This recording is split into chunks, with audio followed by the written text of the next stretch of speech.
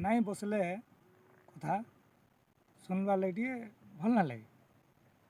ଯେହେତୁ ଆମେ କଥା ହଉଥିନା ଯେ ଆମର୍ ଦେଶରେ ଏବେ କାଁ ବୋଲି ରାଜ୍ୟରେ କାଁ ବୋଲି ସବୁଆଡ଼େ ବର୍ତ୍ତମାନ ଆତ୍ମହତ୍ୟାଟା ବଢ଼ି ଚାଲିଛି।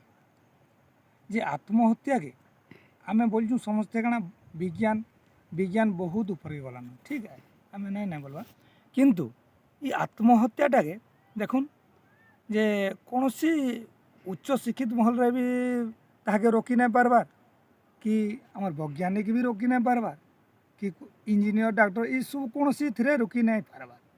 କିନ୍ତୁ ମୋର ଅନୁଭୂତି ଏବଂ ବିଶ୍ୱାସ ନିଶ୍ଚିତ ଯେ ଆମେ ଆତ୍ମହତ୍ୟା କାଁ ହେଲାଗି କରୁଛୁଁ। ପହଲା କଥା ଆମେ ଜଣେ ଗରିବଟେ ହେଇଥିଲେ ବି ଆତ୍ମହତ୍ୟା କରିଦେଉଛେ, ତାର ପରିବାର ପୋଷି ନାଇଁ ପାର୍ଲା କି କାଣା ଅସୁବିଧା ହେଇଗଲା, ଜଣକୁ ରୋଗଟେ ହେଇଗଲା, ବଡ଼ ରୋଗଟେ, ସେ ବି ଆତ୍ମହତ୍ୟା କରିଦେଉଛେ। ଆଉ ଜଣକ ଲକ୍ଷ ଲକ୍ଷ କୋଟି କୋଟି ଟଙ୍କା ଥିଲା, ଗାଡ଼ି 10ଟା ଥିଲା, ବଙ୍ଗଲା ବି ଥିଲା, ଜମି ବାଡ଼ି ବି ଥିଲା, ସେ ବି ଦିନେ ଆତ୍ମହତ୍ୟା କରିଦେଉଛେ। ତ ସେମାନେ କାହିଁ ହେଲା ଯେ ଆତ୍ମହତ୍ୟା କରୁଛନ୍। ଦେଖୁନ୍ ଆପଣମାନଙ୍କୁ ଛୋଟିଆ କଥାଟେ କହେମା ଯେ ଗୋଟେ କୁକୁରକେ ଯଦି ତାର ମୁଣ୍ଡରେ ଗୋଟେ ଖଣ୍ଡିଆ ହେଇକି ଯଦି ପୋକ ହେଇଯାଇଥିବେ ବି ସେ କେତେବେଳେ ଆତ୍ମହତ୍ୟା କର୍ବାର୍ ଲାଗି ନାଇଁ ଚେଷ୍ଟା କର୍ବା। ଗୋଟେ ଗାଈଟେ ତାର ଗୋଡ଼ ଗୋଟେ କଟି ଯାଇଥିବା ସେ କେତେବେଳେ ଆତ୍ମହତ୍ୟା କର୍ବାର୍ ଲାଗି ଚେଷ୍ଟା ନାଇଁ କର୍ବାର୍। ଏବଂ ଯେତେ ପଶୁ ପକ୍ଷୀ ଅଛନ୍, ଯେ କୌଣସି ପଶୁପକ୍ଷୀ କେବେ ଆତ୍ମହତ୍ୟା କର୍ବାର୍ ଲାଗି ନାଇଁ ଚାହେଁବାର୍। ତ ପଶୁପକ୍ଷୀ ଯଦି ଆତ୍ମହତ୍ୟା କର୍ବାର୍ ଲାଗି ନାଇଁ ଚାହେଁବାର୍, ଆପଣମାନେ ଚିନ୍ତା କରୁନ୍ ଯେ ମାନବ ଜନ୍ମ ଦୁର୍ଲଭ ବୋଲି ଭାଗବତରେ କହୁଛନ୍। ମାନବ ଜନ୍ମଟା ହେଉଛି ଶ୍ରେଷ୍ଠ ଜନ୍ମ। ଆମର ଯଦି ମାନବ ଜନ୍ମ ଶ୍ରେଷ୍ଠ ଜନ୍ମ ହେଉଛି, ତ ଆମେ କାହିଁ ହେଲା ଯେ ଆତ୍ମହତ୍ୟା କର୍ମା। ପହଲା କଥା ତ କହିବି ଯେ ଆମର୍ ସମସ୍ତଙ୍କର ମନଟା ହେଉଛି କାଣା ଅତି ଛୋଟ ବା ଦୁର୍ବଳ। ଆମେ କଥା ବୋଲଲେ ମନ ନିର୍ମଳ ଯାର ଦେଇ ଉଦ୍ଧବ ଗଙ୍ଗା ଜଳ ସେଇ ବୋଲ୍ ଦଉଛୁଁ, କିନ୍ତୁ ମନଟା ଯଦି ଏତ୍କି ଦୃଢ଼ ଥିତା, ବିଶ୍ୱାସ ଥିତା, ବୋଲେ ଆମେ ଆତ୍ମହତ୍ୟା ନାଇଁ କର୍ତା। ଏଇଟା ମୋର୍ ବିଶ୍ୱାସ। କାହିଁର୍ ଲାଗି ଦିନେ ମୋର୍ ବି ଏନ୍ତା ଅସୁବିଧା ପଡ଼ିଥିଲା ଯେ ଆତ୍ମହତ୍ୟା କରିଦେମି ଆଜ୍ଞା ଭଲିଆ ଲାଗ୍ସି ଆମକୁ। ସମସ୍ତଙ୍କର ଜୀବନରେ ଏଇଟା ଗୋଟେ ଗୋଟେ ଆଇସି। ତେଣୁ ଯୁବପିଢ଼ିକେ ସମସ୍ତଙ୍କୁ ମୁଇଁ ଅନୁରୋଧ କର୍ମି ଯେ ଆମେ ଆତ୍ମହତ୍ୟା ନାଇଁ କରୁ। କାହିଁର୍ ଲାଗି ଯେନ୍ଟା ଆମେ ଚାହୁଁଛୁଁ, ଧରୁନ୍ ଆପଣମାନେ 10 ବଙ୍ଗଲା କର୍ବାର୍ ଲାଗି ଚାହୁଁଛନ୍, ଆପଣ ଗାଡ଼ି ଘୋଡ଼ା କର୍ବାର୍ ଲାଗି ଚାହୁଁଛନ୍, ଆପଣ ଶିବ ମନ୍ଦିରକେ ଯାଇକିରି ଯେତେବେଳେ ଆମେ ମୁଡ଼ିଆଟେ ଭଗବାନଙ୍କୁ ମାରୁଛୁଁ, ପ୍ରଭୁ ମୋତେ 5 ବଙ୍ଗଲା ଗାଡ଼ି, 5ଟା ଗାଡ଼ି ଆର୍ 10 ବିଲ୍ଡିଂ କରିଦିଅ, କୋଟି କୋଟି ଟଙ୍କା ମୋର୍ ପାଖେ କରିଦିଅ ବୋଲଛୁଁ, ଭଗବାନ ସେତେବେଳେ ଗୋଟେ ଆମକୁ ସେ ଆଶୀର୍ବାଦ କରସନ୍ ତଥାସ୍ତୁ ବୋଲିକିରି। ଏବଂ ସାଧୁମାନଙ୍କୁ ଯଦି ଆମେ ମୁଡ଼ିଆ ମାର୍ମା, ସେ ବି ସେ କହେସନ୍ ଯେ ତଥାସ୍ତୁ ବୋଲି। କିନ୍ତୁ ଆମେ ତଥାସ୍ତୁର ଅର୍ଥ ବା ଭାବ ରହସ୍ୟଟା ଆମେ ନାଇଁ ବୁଝିଲା ଯେ କାଁ ବୋଇଲେ ତଥାସ୍ତୁ ବୋଲେ ତାହା ହେଉ।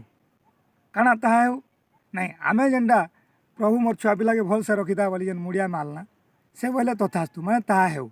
ଆମେ ଯେନ୍ଟା ମାନୁଛୁଁ, ଆମର୍ ମାଗୁଛୁଁ ଆମର୍ ମନ୍ ଭିତରେ, ଆମେ ତ କାହାକେ ନାଇଁ କହୁନା। ଶିବ ମନ୍ଦିର ଗଲେ କି କହେସି ଗାଁ ଯେ ରଡ଼ି ରୁଡ଼ା କରି କହେସି ଗାଁ ମୋତେ ପ୍ରଭୁ ଲକ୍ଷ ଲକ୍ଷ କୋଟି କୋଟି ଟଙ୍କା ଦିଅ ବୋଲି, ନାଇଁ କହେ। ମନ୍ ଭିତରେ ତାର କହେସି। ତେଣୁ ସେ ଯେନ୍ ମନ୍ ଭିତରେ କହୁଛେ, ସେନେ ଭଗବାନ ବି କହୁଛନ୍ ଯେ ତଥାସ୍ତୁ, ତୁଇ ଯେନ୍ଟା ଭାବୁଛୁ ହେଉ। କିନ୍ତୁ ଇଟା ଆମେ ଇଟା ସତ୍ କଥା କହୁଛୁଁ ଯେ ଇ ଜନ୍ମେ ନାଇଁ ହେଲେ ଆରେ ଜନ୍ମେ ହେଲେ ହେବା, ଯଦି ଆପଣମାନେ ମାଗିଛନ୍ ଏଇଟା ନିଶ୍ଚିତ। କିନ୍ତୁ ଆମର୍ ସେଟା ଧୈର୍ଯ୍ୟ ଆମର୍ ସେତ୍କି ନାଇଁ ରଖିପାର୍ବାର୍।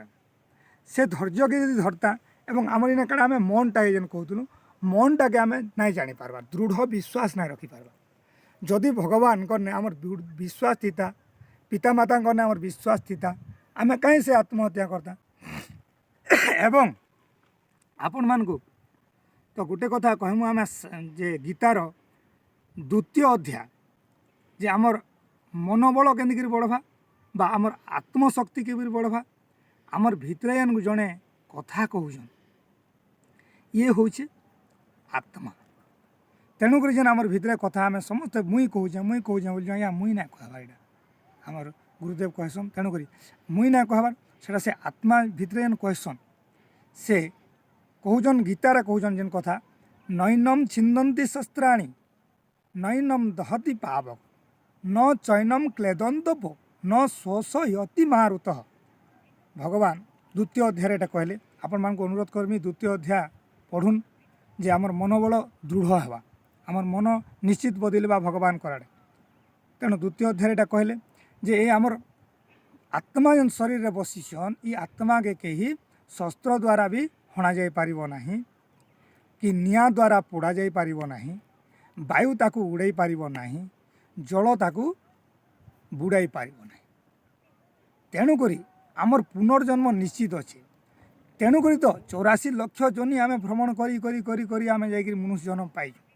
देखुन मनुष्य जन्म पाई जदि आमे फेर से आत्महत्या करमा एटा शिक्षित माने भी आत्महत्या करुछन तेणु करी भिडियोटा मते बनावार लगी माने मोर विवेक निश्चित बाध्य कहला आपण माने शेयर करुन भल हेबा बहुत लोग सुधरी पारे तो जे नैनम छिन्दन्ति शस्त्राणि आत्मा आमर आत्माटा कहीं काटी नहीं पार निश्चित फेर जन्म अच्छे जदि आम आत्महत्या करदमा फेर जन्म हवा जेन आमर अवशेषटा थिला जेन दुखटा थिला से दुखटा फेर पाएमा तेणुक दुख शांति आमको केभे नहीं मिले तेणुक आम ई गीता शास्त्र के बुझमा सुनमा यदि पढ़मा पढ़मा बेले आर मनोबलटा अधिका अधिका बढ़वा एटा मोर अनुभूति निजस्व कहूँ तेणु आम देखुन जे जड़े कोटिपति हेले भी आत्महत्या करदे जड़े गरीबटे हेले भी आत्महत्या करदे तेणुक ये आम आत्महत्या करवाटा हूँ बहुत महापाप बोली कहस आर सत कथा जेहेतु भगवान आमको गोटे मानव जन्म देइछि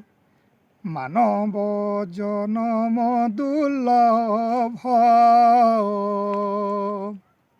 जेणे गोविंदे करे भाव मानव जन्म दुर्लभ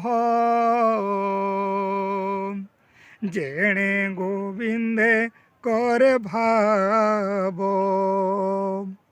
तेणु आम मनुष्य जन्मटे पाइजु मनुष्य जन्म मानव जन्मटे पाइजु तेणु भगवान कर चरण गोविंद टे भाव से भाव केमताटे तो आम जानला बेल कि बहुत काटिकर पाठ हो जाऊे तेणु आम नेक्स्ट फिर भावर कथा के भी बुझमा तेणु आम कहमु जे आत्महत्या करवाटा सब बहुत भूल तेणु समस्त को शेयर करूँ जो मैंने अनेक लोग चाषी हो कृषक हो से मजुरिया हो मास्टर होन गोटे जज होन से भी आत्महत्या कर दो तेणु कहीं आम आत्महत्या करवा एवं निजक निजे कहीं सुदृढ़ न करवा आम निजको निजे सुदृढ़ रखुन निजर मनोबल के बढ़ूँ जे आम जेन काम द्वारा आम आत्महत्या करवार लगी जाऊँ जेन कामटा आम नहीं हो पार्बा जेना मुझे आत्महत्या करदेमी बोली भावुँ से कामटा आम निश्चित है आमर रोग आसूचे कहीं लगी आम निजे